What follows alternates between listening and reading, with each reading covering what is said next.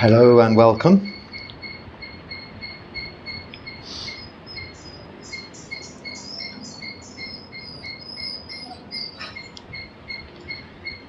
I've been waiting for this dog.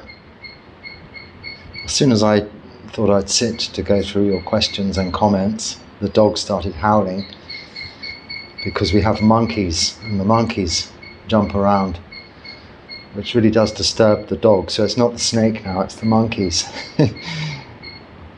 Actually, I'm a little concerned these monkeys, when they run over my roof, that they might cause some damage. But if that happens, climb up there and repair. Never mind. It's lovely to have monkeys jumping around, playing happily. That monkey mind phrase comes to mind that people often use in meditation circles. Why, when I sit to meditate, does my mind jump from one thing to another like a monkey jumping from one tree to another? Well, yes, this is a great analogy for what the mind does. If I tried to control these monkeys, it wouldn't work, would it? No. So we don't try to control our minds either. We simply just sit and wait, as I have been doing, and eventually the monkeys go away and the dog stops howling. I hope. It's actually not that near. My neighbour is some distance, but it sounds to me like it's in the room.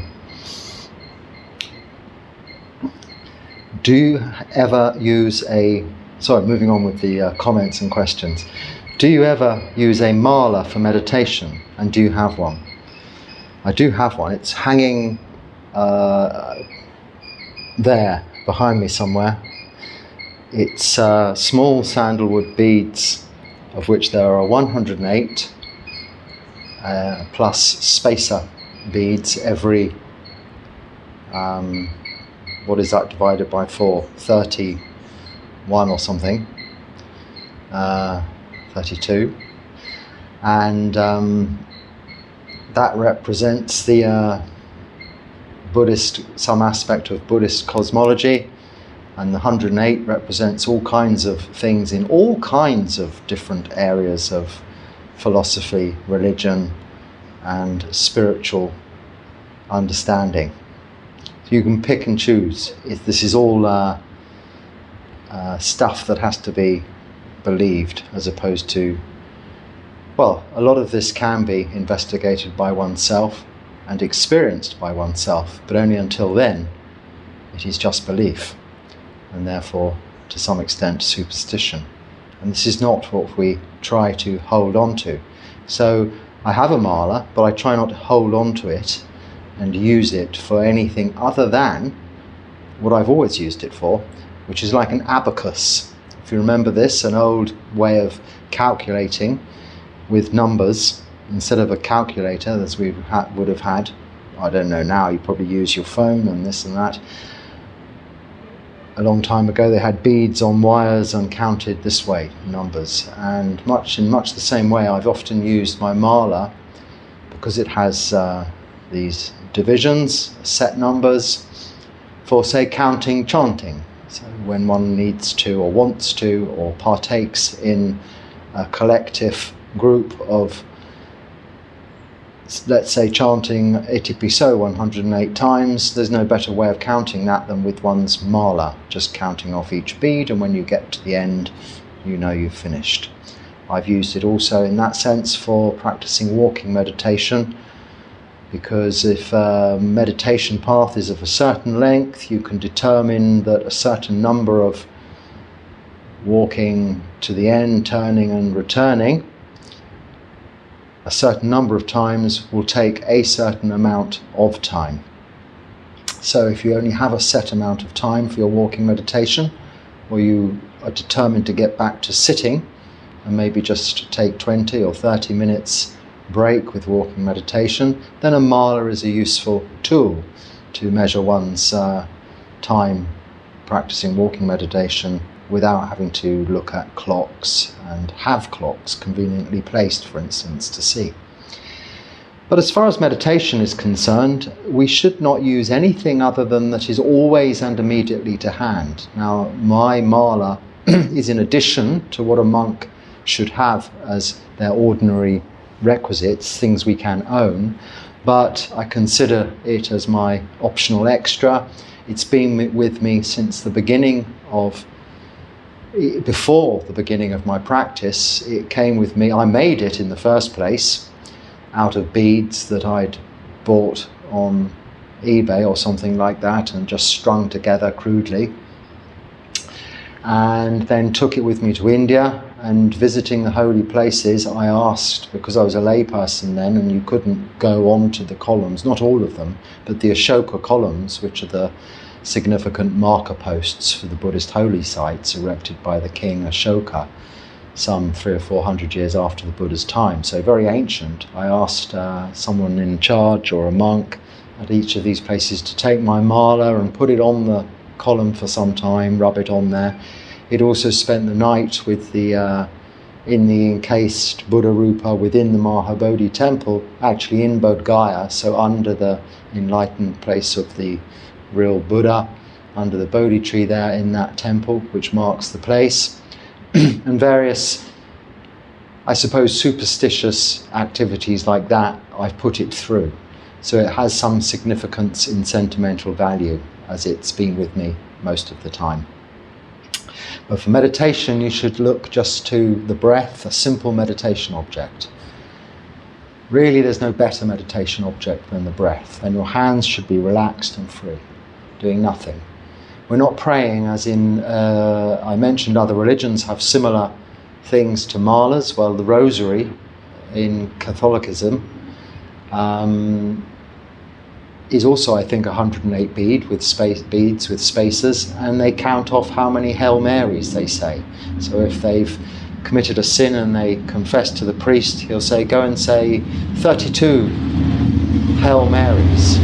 So you count, as we do with our itipisos, the beads until you've done your 32, and that's considered having made penance for your sins in that particular faith. So that you'll find them everywhere. But this is actually clinging to superstition and attachment to belief, as opposed to, I know it's just some sandalwood wooden beads I've strung together on a bit of string, and it is nothing other than that. It's useful for counting things. It has hanging below it, in that amulet, a gift that was offered to me by a lay person after I became a monk, which contains a Buddha Rupa, a little yellow metal Buddha Rupa, and a little file of some monk's relics, an arahant monk's relics. So an enlightened beings, I don't know which particular one, I was told, but I'd never heard of him. His relics are in there, for no other reason than that this is a place where I can keep it safe, as it was offered to me as a gift for various other superstitious reasons, and good luck.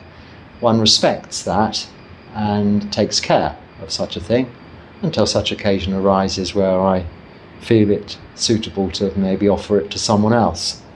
But for now it hangs there on my mala, and that really, as far as my worldly goods are concerned, that's my toy. That's my other thing, apart from my robes, bowl, belt, needle and cotton, razor, water filter, which I don't have. I did have a big water filter someone gave me in a box, but I've just given it away because I don't use it, because I get offered so much water anyway, and water's coming out of the ground here that you can drink, no problem. The water filter is to make sure you don't drink any insects by mistake, causing harm. It's for no other reason than that, which is why it's one of our 8 requisites. And a belt, I think I said a belt, 3 robes, belt, needle and cotton, water filter, razor, that's it, isn't it? Now I have my mala, and I have a little bag we call a yam, just to keep your passport, tickets and visas, things like that are necessary. And nowadays this phone, which again, it's not not mine, these are the phone I use, which was bought and paid for by you, and ordered and delivered to me, and used by me for this purpose only, really. So I look after and respect that out of gratitude for having received donations and gifts of that nature to do this, as I'm doing now. So, yes, I have a mala, but I don't use it for meditation. For meditation, you should try not to have something. Some people maybe would want to use it to warm up their meditation, but then they're going to have to put it down, let it go. It's another thing. Try and keep meditation simple. I would say just forget about malas for that, unless you're practicing, unless it's walking meditation, and it's fine. It's quite useful for counting the lengths.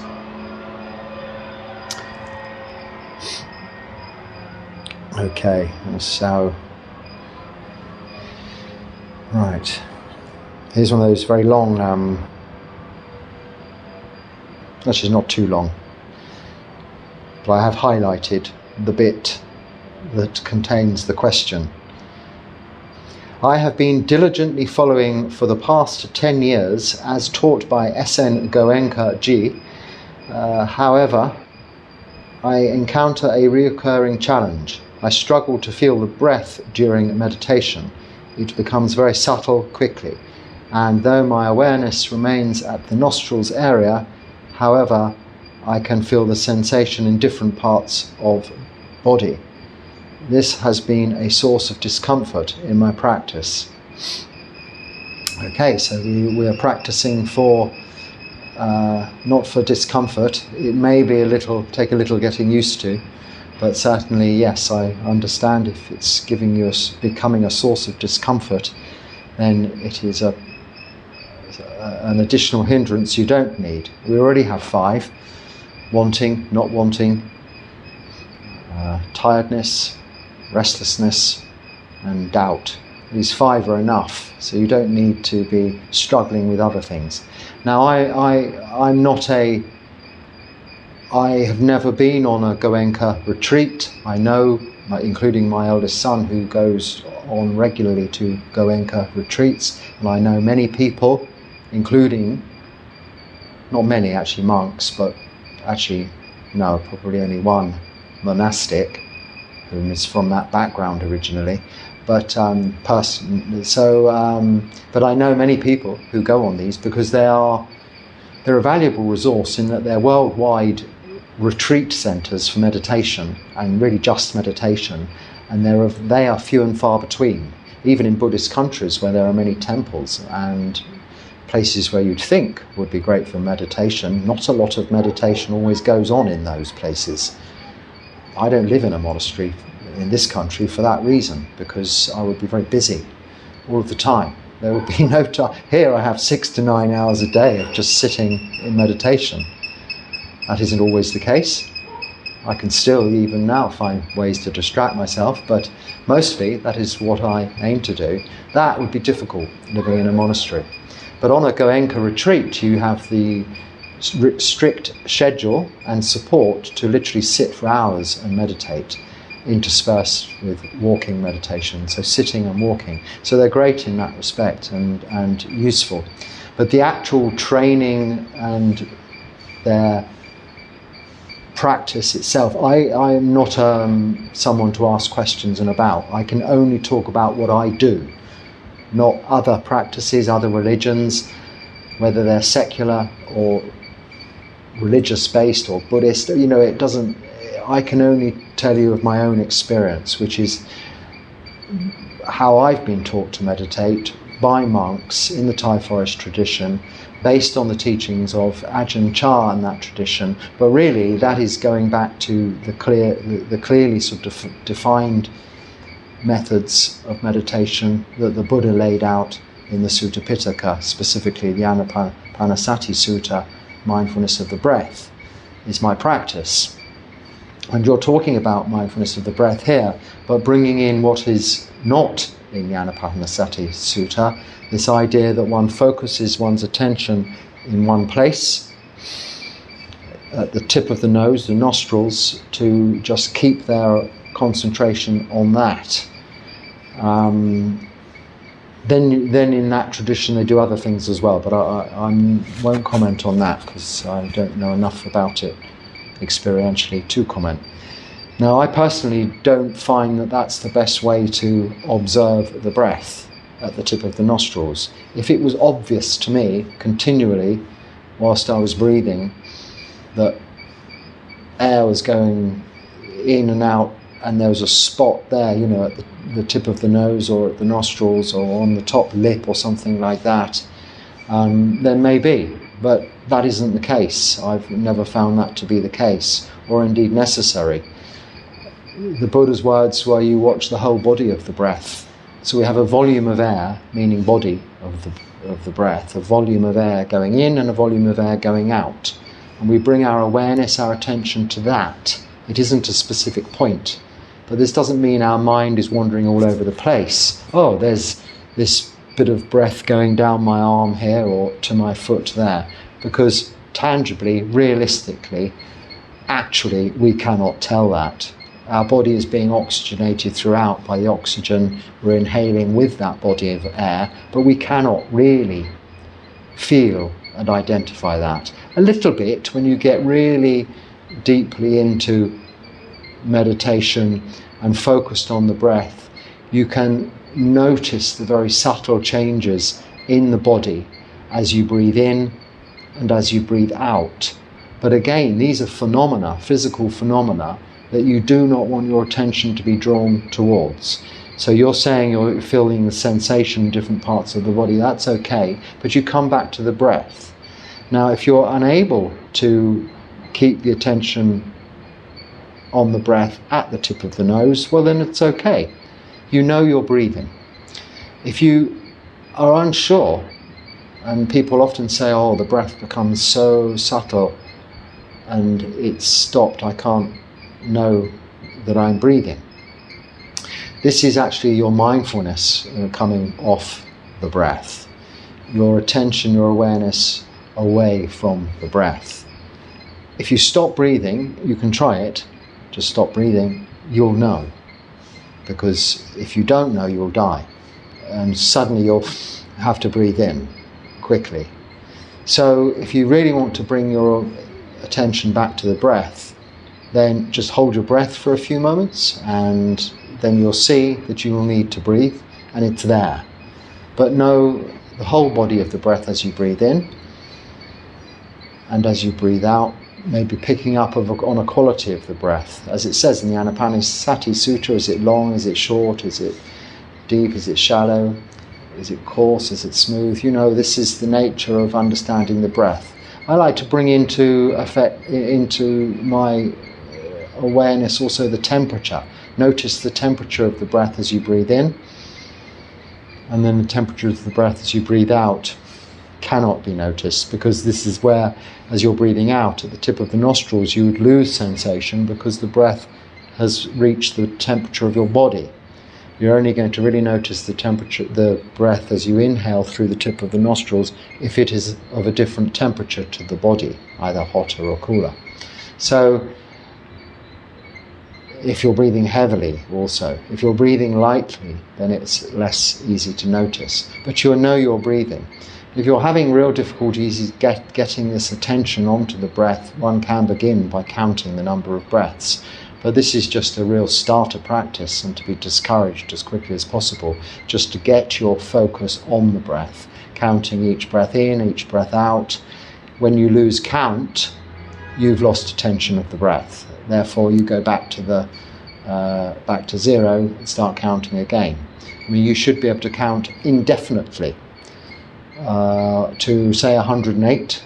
Not using a mala, just counting the breaths, and then backwards from 108 to 0 without losing attention on the breath.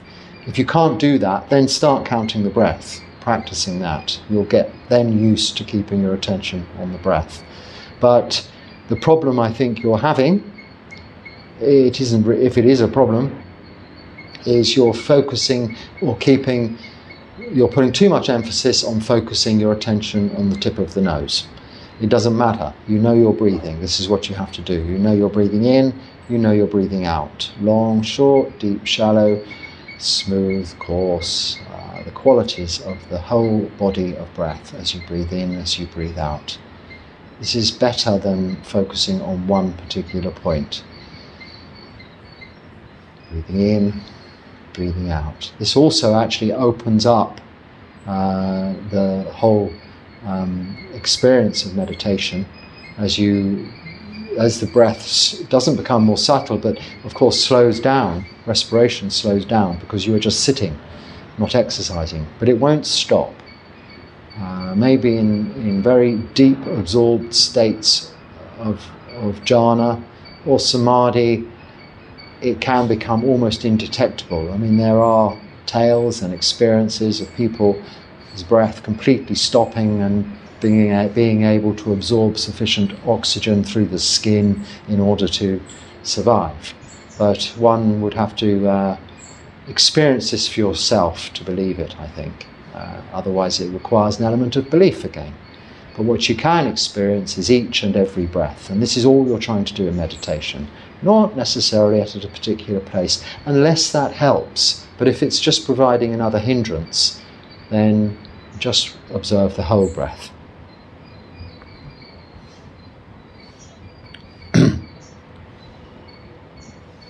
You could call the cat Nemo, which means no one, no one. So like no name in name form.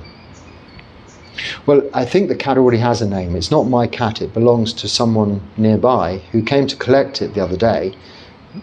But she keeps coming back. She's just the other side of the camera now. And someone says, don't let the cat scratch you because they have bad bacteria. Well, yes, I mean, I washed it and put some antiseptic cream on there, but there's plenty of bad bacteria around here. You don't need a cat to give it to you. I'm living in very damp conditions, not in a sort of a hospital or a Western hospital ward or a bubble, you know, like Michael Jackson. We need a bit of dirt, and I've had these infections in these wounds in my ankles, which are healing now, just about. But we get used to this at this time of year. But, you know, when the rain stops and the sun comes out, it gets hot again, all of these little ailments go away, as long as you're relatively careful. Where do I live? I'd love to meet you.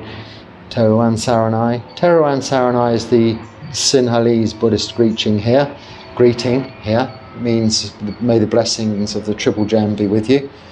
So Theravada Saranai to you also. Where do I live? On the west coast of Sri Lanka, and a place called Bentota. You can look that up quite easily. Any problems finding me, either email, so I don't put my specific location on here, but you can Google me and find me that way, actually, on Google Maps, or just ask anyone local. But yes, visitors are always welcome. It's nice to see people, whether they've come from abroad or whether they're local, because I've time and I can sit and talk and answer your questions about meditation and get to know what your experience is from your own practice also, which is always of interest to me. Can the cat, back to the cat again, might be a force of Mara to distract the path of nirvana. So I would say tu nibbana. Nirvana gets used here. They use a lot of Sanskrit here in this country as well. I'm not sure why that is. I suppose it's the different influences coming in over the years, but it can be a little confusing where there are some words which are slightly different interpretations.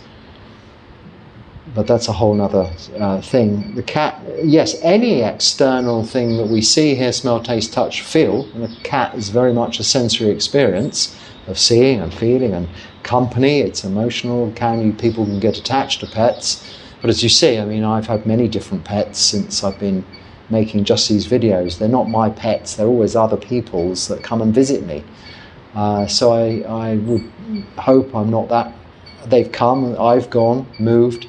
They've also died, or they've just disappeared, various reasons. So they're never around for that long. I had a different cat when I was at the other place because it was more than about 300 meters away, and that's their territorial area, about 300 meters. In the other kuti, to this kuti. So they come and go, they vary.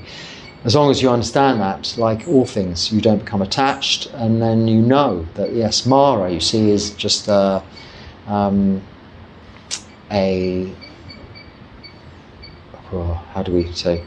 It's like our defilements personified.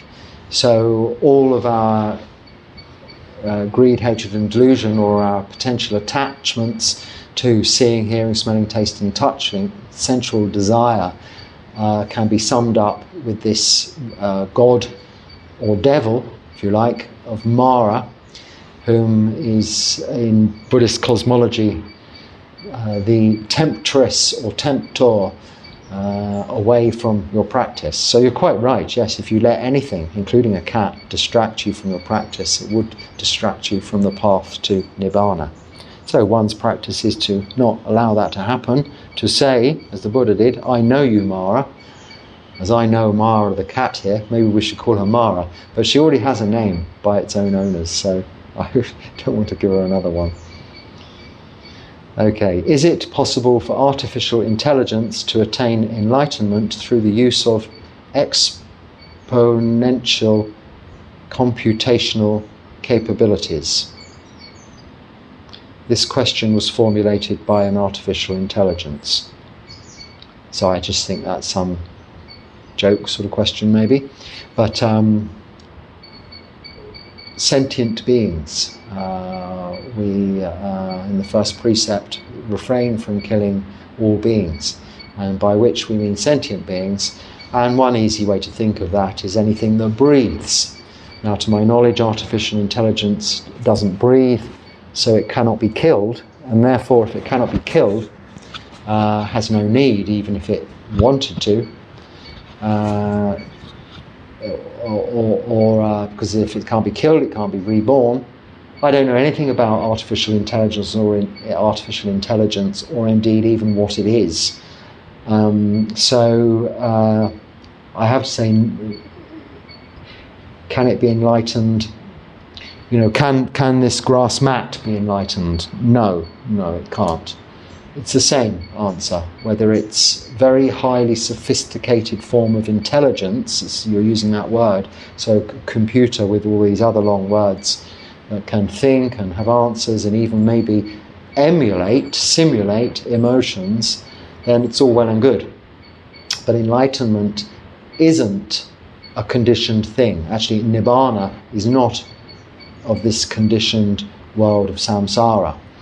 So it is neither an experience of seeing, hearing, smelling, tasting, touching, nor is it made of elements, and it is not dependent on anything else of the conditioned world. And I think even artificial intelligence is a conditioned thing. We are conditioned things. We require enlightenment to become free from rebirth. But this mat, which is a conditioned thing, doesn't care one way or the other. So it has no, if this mat just lays there, it's not creating any bad or good karma, and nothing will actually change. Anyway, I don't want to spend any more time on that subject because it's silly, really. I'm sure that a lot of people will disagree and think that it's very important. I hear or I heard that this is a thing these days.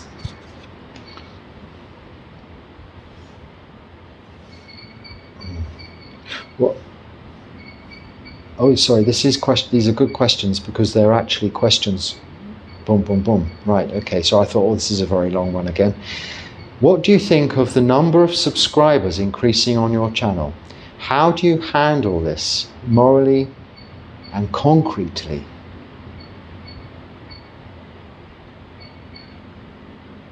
And so you're saying, thank you for being understanding of my English. I use a little knowledge and Google Translate. I'm French. Well, I think your English is very good. I've recognized the subscriber, and if that's Google Translate, then that artificial intelligence is very good too, because I think this is better than than my English, or many of the comments I receive that aren't from Google Translate. So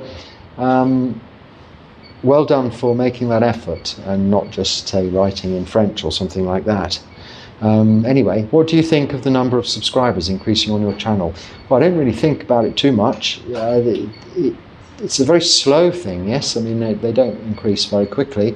And how do you handle this? Morally and concretely. Well, there's no handling necessary. This is a very simple thing. This isn't... I don't make any plans before talking or edit this afterwards. I just simply sit in front of the phone and talk to you for about 40-50 minutes, turn it off, and then press upload to YouTube. That's it. Then I get some comments which I read, and then I'm sitting here now talking about these comments. So it's kind of not a self-fulfilling prophecy, self-fueling. Then occasionally I will just talk, a Dharma talk, because I feel like doing so. And it's nice to have a medium to do so. In the olden days, before this, we would have had people. Then COVID came along and got rid of people for a while, and we explored this idea. And it's carried on since, and it is an alternative form. But then prior to that, people were recording with audio tapes. And then, of course, before that, there were books, people writing books, pamphlets, essays, printing them and distributing them and so on. But this is better than that, because the Buddha taught by sitting with his monks and with his disciples, just talking, a Dharma talk, talking about the Dharma. And whilst no one is equivalent or like that these days, that proved to be a nice way to hear the Dharma. The nature of this is a discussion, because I'm reading your comments and then giving you my thoughts about your comments, my ideas, not necessarily answers. There's no right, there's no wrong. It's not that black and white in many cases, but from my experience, how I understand the Dharma in relation to the question you ask me. And then gradually the number of people whom subscribe, or push that button to subscribe, I suppose, so they can see the next video when it comes up, goes up with time. And in a couple of years, I think this coming Vasa, I would have been doing this, these videos. I don't know. If you go back to the beginning of the channel, not the beginning of the channel, the oldest video, that's when it started. It was in a Vasa, a rainy season. So it's either 2 years or 3 years. The number of subscribers just generally creeps up. Morally, well, I don't think there's nothing to handle. Morally, I take the comments very seriously, and I also receive quite a lot of emails. They're always very interested in the practice and in the Dharma. In Sila, moral virtue, questions about that. In Samadhi, questions about meditation. And Panya, just development of understanding, wisdom, the nature of the Dharma, and what we're all here for. And also about being a monk, monastic life in general, and my own practice. And I don't think there's anything morally wrong with answering any of those questions. This is the Dharma, and this is the point of monks, to help. There are also people whom ask of me personal advice about personal issues they may have, which again I can only relate to Dharma or through my own experience and give them my opinion, not a definitive answer. And morally, I don't think there's anything wrong with that. And as far as concretely concerned, I'm not really sure what you mean by that, but that may be that's the Google translation getting that wrong. I've got an idea of what you mean, how do you handle it? It's not really a great, you look at Buddhist monk channels, mostly, there, with the exception of a couple. We don't have very many subscribers. For YouTube, has a popular channel on YouTube has millions or hundreds of thousands of subscribers, not just a few thousand or something like that. So to handle the comments and the emails, which are just a very small percentage of the people that actually watch, is relatively easy. And if it became difficult to do so, then I'd just say to you it's difficult to do so, so just please email simple questions or something like that. So it's grown organically, naturally, between your input and with my efforts in looking at all of your comments and taking your feedback on board. So there's nothing really to think about much there. But I'm very happy and grateful that you subscribe, and the comments that I receive are use to many people. This question has had a bit of discussion after it, which I noticed, which I don't go into. But the first question, I really don't get these guys. It's all about me, me, me, me, me, me, me, me, me, me. You mean monks? Well, yes. We have this beautiful expression in Pali, ahankarama mankara, which means me making, my making, which is actually a sense of becoming. I am, or I am this, I am that. I want to be this, I want to be that. And this is something we want to become, to move away from, this personality view, this ego, as it's often referred to, this sense of self, by recognizing that we are just the causes and conditions we put in place, and the five khandhas I spoke of sort of mental phenomena and physical bodily feelings. This is all we are. And this is continually changing through our lives and subject to anicca, dukkha, anatta, impermanence, unsatisfactoriness, and therefore not within our control, not self. And this, I think you're more referring to when you say me, me, me, is about selfishness, because later on you say about we going out getting food from poor people to feed them, rather than helping others or being responsible. Right, well, a monk should not have any impact on society, any negative impact on society. If anything, they should be neutral, or maybe have a positive impact on their local society, their environment, and the people in their immediate neighbourhood and with whom they connect with.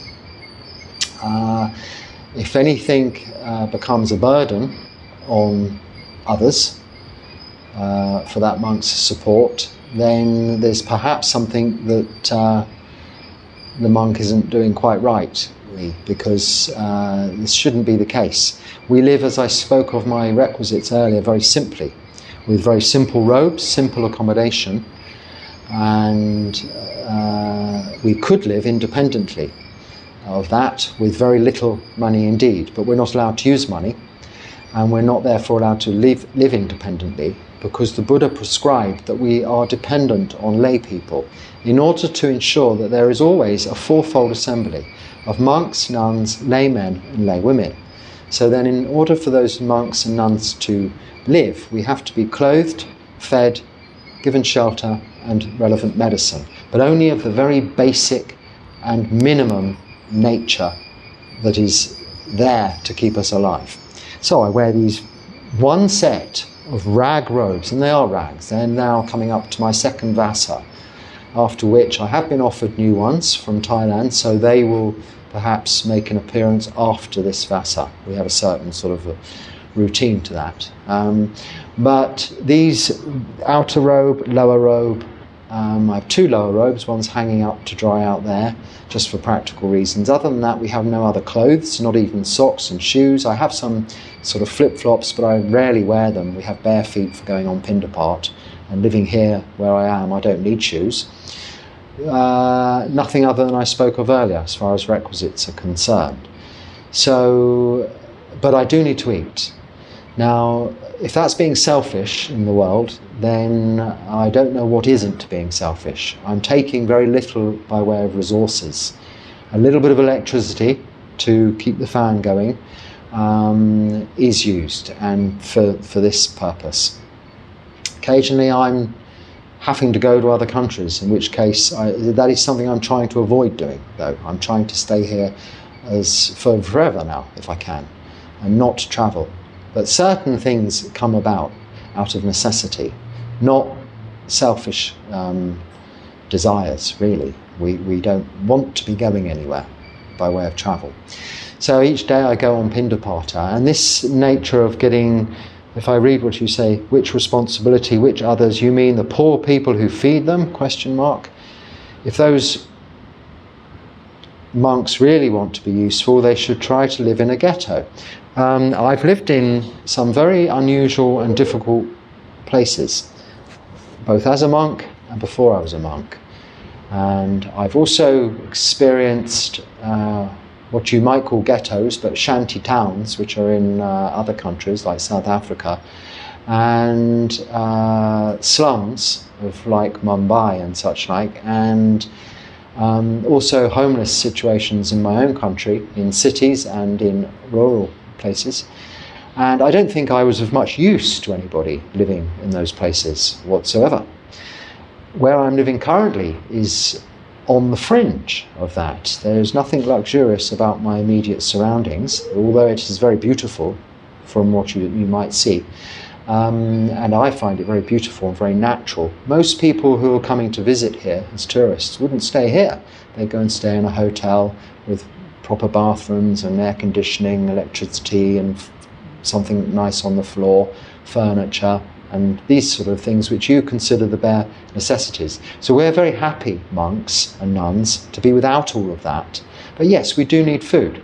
So the way that works is with bare feet, we go with our bowl each morning, just at dawn, only once a day. And those poor people, and you are quite right, and I felt very bad about this at first. When I first was doing this with other monks as a lay person, just helping them, I thought, well, you know, going to these people who are very poor to get food when the monastery is well resourced, they are well resourced, or indeed they could even get a job or earn the money or use money they have to buy their own food, but they're going to poor people's houses to get food. And I felt uncomfortable about this, as you're insinuating, and I think most people do. But when you see the joy on people's faces, given the opportunity to offer food to a monk or to anybody, we all like to give a little bit of something to help another living being, someone else who breathes. If someone's having difficulty, we want to help them. If they need feeding, we want to feed them. It's a natural instinct, and we get a lot of pleasure from that. So these poor people, they will offer usually, and it's very clearly seen, just a little food. In Thailand is usually one spoonful of rice. Here they'll wrap up in a bit of paper, or it could be a spoonful of rice, and they'll put it in your bowl. But it's a very small amount, because they know you're going on Pindapata. I'll see at least, I counted up to about 25, and I lost count then, familiar faces each and every day. And then there are probably that number nearly approaching that again. So up to 30 or 40 people each day, putting one very small, the equivalent of one of their mouthfuls of food, obviously not out of their mouth, but out of their own food supplies. They're giving to you. And they're happy to part with that one mouth of food, just as you might be when the dog comes to if you have a pet dog or a cat comes to your table. You shouldn't feed dogs at the table, I know, but sometimes it's tempting to just, at a cafe or somewhere, just feed one mouthful of food to the dog that comes that needs some food. You get a lot of pleasure from that. And you can see the gratitude people have for having that opportunity to put one morsel, one mouthful of food in the monk or the nun's bowl. And then you go to the next house.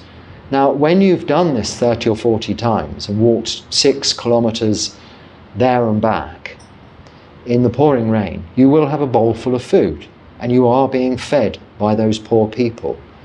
But it isn't actually making any real negative impact on those people directly. It's a little bit, a mouthful of their food that they're sharing with you, which they really want to do and enjoy to do. So that is not a hunkamama me making, my making, I'm the monk so I should be fed. If that was the case, that would be wrong view and very appalling, and not something that would be considered appropriate monastic behaviour. Now, it could be the case people who are well off might want to support monasteries with other things. Now, I don't live in a monastery, so I'm not party to that, but people do offer me things that are outside what I need, and if it's offered to me by way of request, then I would say, actually, I don't need that, so it's not necessary, but thank you for offering. If something just turns up that I don't need, as I mentioned earlier, a very elaborate water filter system somebody very kindly offered and gave me, I've given it to somebody who can make use of it and perhaps otherwise wouldn't be able to go out and get that for themselves. As with the food, as you've seen, I get offered considerably more than I could possibly use myself. I just take a little bit of the food and eat what I need for one day. And I just eat once a day out of all the food that's offered. The surplus is then collected by some lay people and goes to feed at least, as I know, 4 families every day. A whole meal for 4 whole families every day, from that food that comes back here with me. One of their meals anyway. And I think that is that is not me giving, that's them benefiting from the other people giving to the Sangha that I represent, and then the Sangha making that available for those who need it to also have something of benefit from that activity of Pindapata. Now, that's the magic, that many people offering a little bit to the Sangha has this magic happen that can be such a make a life-changing difference for many more other people, as well as giving the gratitude and pleasure of being able to offer dana to the Sangha in the first instance.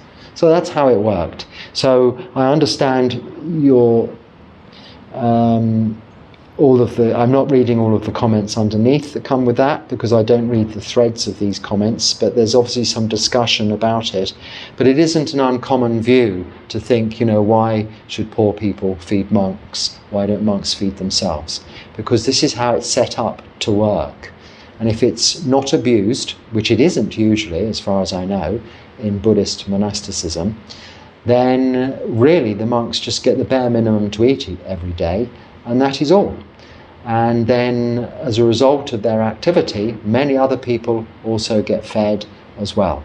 And the homeless people on my way through Pindapata and on the way back, that I also give some snacks and some food to as well. So it's not all about me.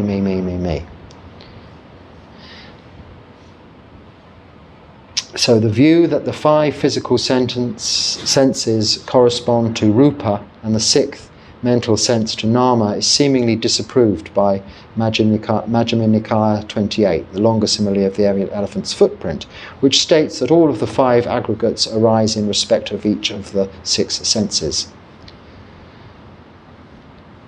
Yes, well, that's what I said in the whole video, and this is referring to a short, which is an excerpt.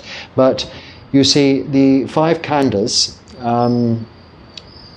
are all mentally derived, because the sensual experience arrived from the body, rupa, of seeing, hearing, smelling, tasting, touching, then lead to sankhara, formations. So I don't disagree with what you're saying there, and certainly the suttas are always correct, because this is what we're basing our practice on. So I think you might have heard or seen something a little out of context there from the whole video, where I was making it very clear that the mind is the forerunner of all things. This is what we know from the first line of the Dhammapada. And even these 5 heaps, these aggregates, these khandhas, are mentally driven and not, did you say this,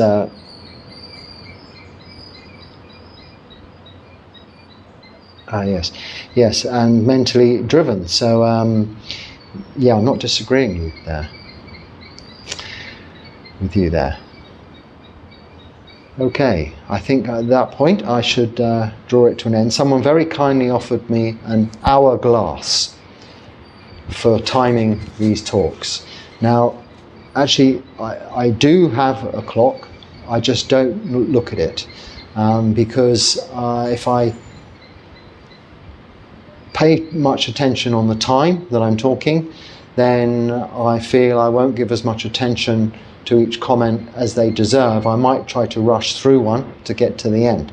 So I'd rather go over time or under time, because frankly it doesn't matter either way. There's no time limit, there are no parameters, and if I'm watching the clock, then part of your attention is watching the clock, and there's no necessity for me to do that. So there were times back in the past, yes, when the phone would overheat in Thailand, but we have upgraded, thanks to your support, the equipment has been upgraded since then, and doesn't overheat and doesn't stop, and also the software has advanced or whatever that works all of this, become more simple anyway. So things don't seem to overheat and stop things working anymore like they used to. So there are no time constraints. So whilst I appreciate the offer, it's not necessary, but sadhu, sadhu, sadhu, anumodana for the gesture. Timing is something, when I just sit and talk, I find happens quite naturally with this. It's usually about 40 to 50 minutes. Sometimes that can be a little bit less predictable when looking at comments and questions and trying to give some kind of answer to those, because you're not just talking, so you have a more disjointed sense of time. But for now, I think that is enough time. And until next time, thank you for watching. I hope there is something useful there. If there's not, then just let it go. Be happy and stay well. Sukhi Hotu.